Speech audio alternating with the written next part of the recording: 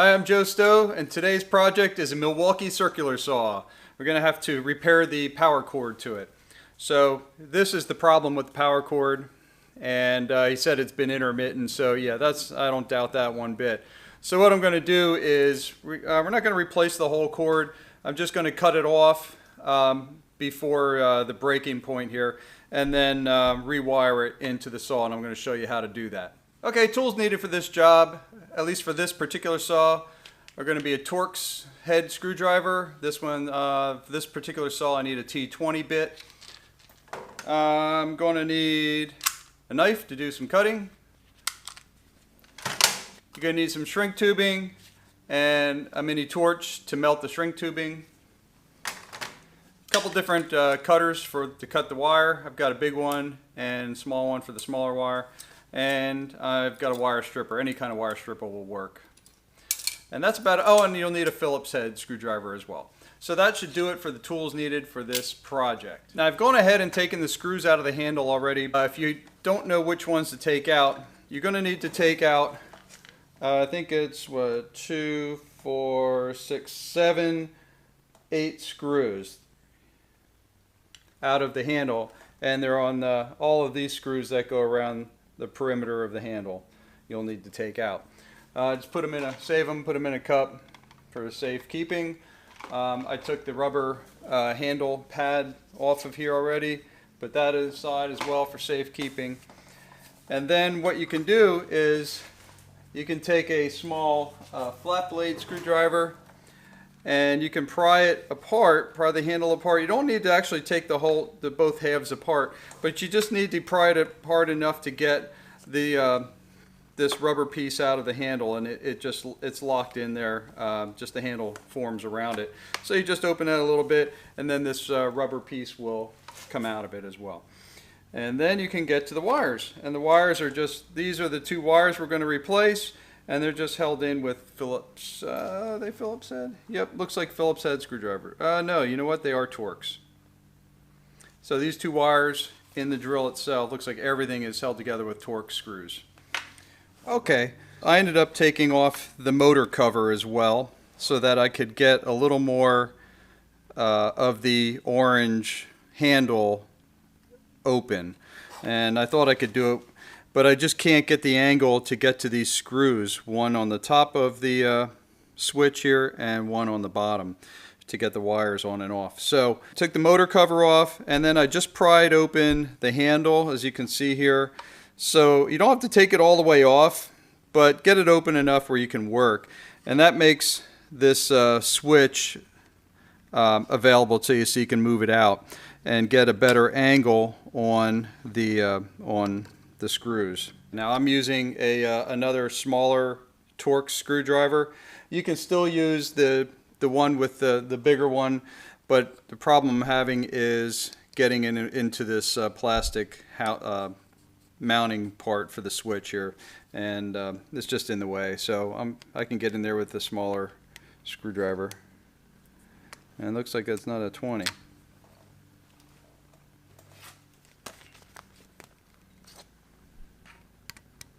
Aha!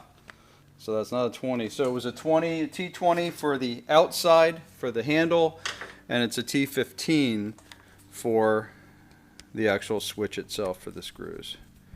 All right, so we'll take these off and put the screws aside for safekeeping so we don't lose them. The white's on. The white is toward the switch, remember. And the black is on the bottom. There we go. Again, watch your screw. Wow, this one actually, oh, I see what happened. The washer is stuck on there. Put them aside for safekeeping in your cup. And now we can just take that whole power cord, and now we can get down to what we need to do. And then take the strain relief cone off of the power cord. Don't forget, we're going to have to put this back on and aside for safekeeping. And I'm just going to gently put the rest of the saw back down on the ground here, and we're going to start working on the cord. I'm not going to take any chance on this being any good at all. So I'm going to cut my wire, take my big wire cutters, I'm going to cut it just above. And now we're going to have to peel back some of this insulation so that way we can string it back, thread it back through the handle of the saw. Now I'm going to take my knife. Be careful, don't do this on your leg. Let's do this on here. So now we can see by the old piece, if we look at that, we're going to need about, it's about 2-3 inches, and the white wire is a little bit longer than the black wire. So that's what we're going to need to be stripped off. So I'm just going to use that as my template. So right to about back here, if you can see that. So if I use the white wire and the black wire as my template, we need to strip about that much off. So I'm going to right back here to where my index finger is. And what I'll do is I'm going to go around it.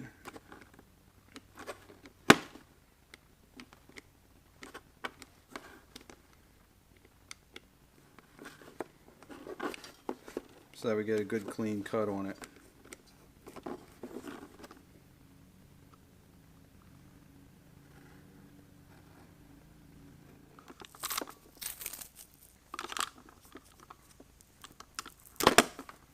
There we go. There's our wires. We just got to clean the rest of the insulation off here. And we'll see. Alrighty. So there we go. So that looks pretty good. Right now, I'm going to use my wire strippers here, and then we're going to have to put some terminal rings onto the wire. So I'm just going to go and strip back some wire for the terminals.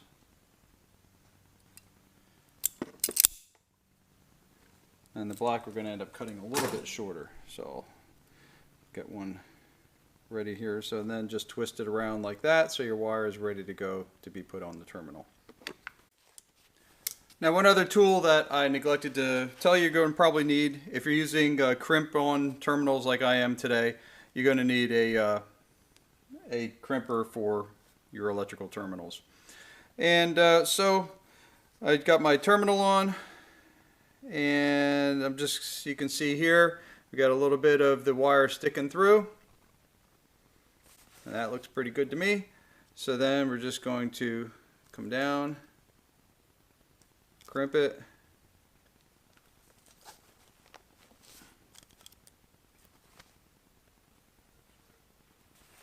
Alright, so that's what it's going to look like when you're all done. And then what we can do is we can check our length of our wires against, because they're the black one's a little bit shorter than the white one. So we have our white one, and the black one comes up to about here. So I'm just going to cut it just a little bit longer, just so I don't make a mistake. Actually, that looks pretty good. Let's cut that.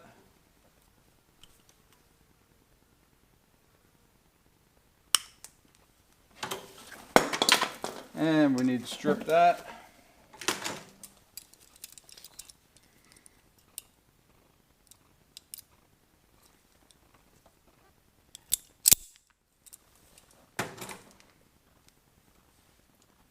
Get my other terminal. Put that on as well.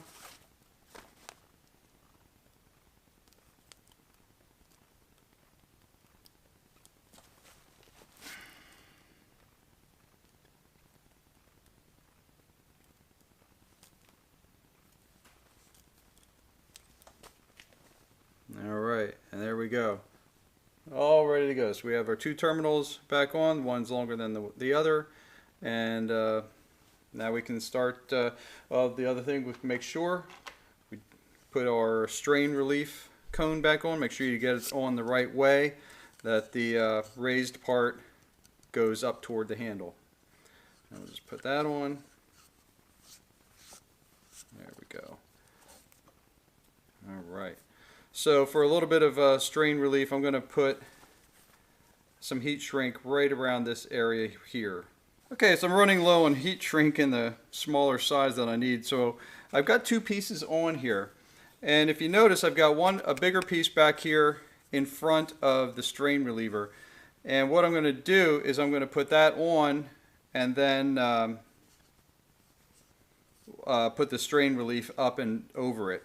The other one I'm going to put on is right above the wires here, so that wire joint, so this joint right here where the insulation stops, I'm just going to put some shrink wrap on there just to help out with the strain relief. And here we go, and I'm just using my torch. I'm just going to melt it to heat that on there.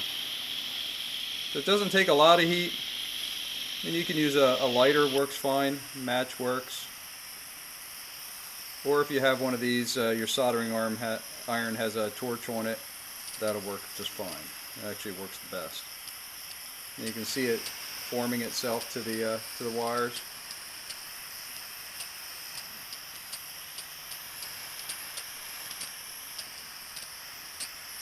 Alright, that should be enough. Alright, so let's put the wires back onto the switch. I'm going to start with the furthest one. Make sure you get them back in the right spots, and also make sure that it's clean. I don't know if you can see there. It's got some sawdust on there, so let's get that out of there. And make sure the terminal on the switch itself isn't corroded. Make sure it's nice and shiny copper like that is, if you can see that. Alright, then we just put our wire back on. And don't lose the screws.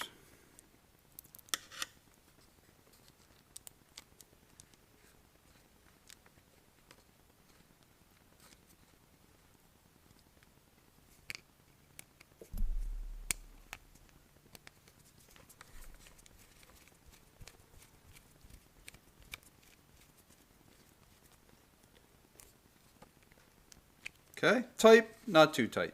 And put the other wire on. Alright, we'll see how this is going to work out. Going to put it all back together. Make sure you get this switch back in the proper area that it was when you started.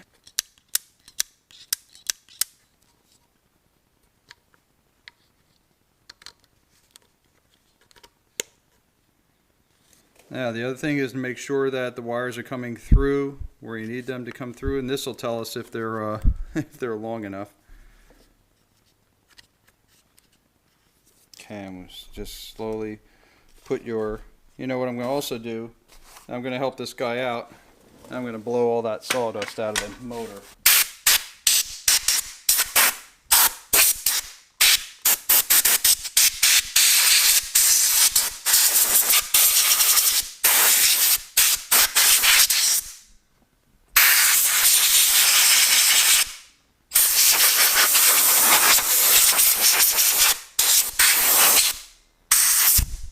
Alright, much cleaner now. Look at that. Actually, much cleaner now. Alright, let's continue getting this back together.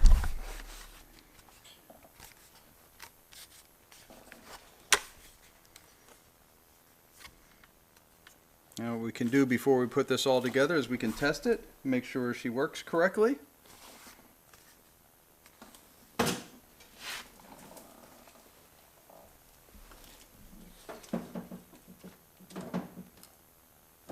Careful, don't start it with it on your leg like that. Let's just check her out, make sure she's working.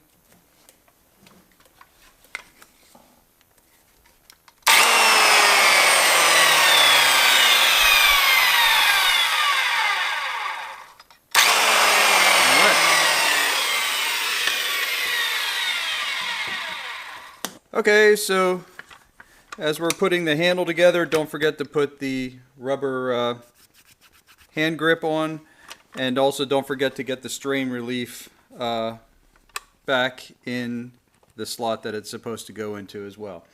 Alright, and we just gently squeeze it all together, and then we can start putting the screws in. All right, so I'm starting to put the screws back in.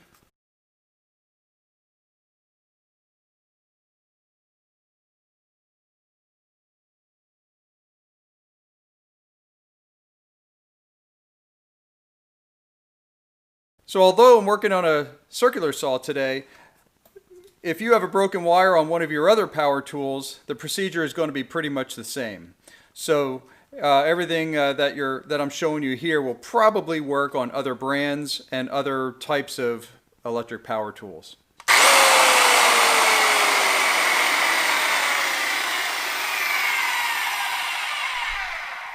Okay, so another project completed. We fixed up this old Milwaukee circular saw, and this is a good one for carpentry work.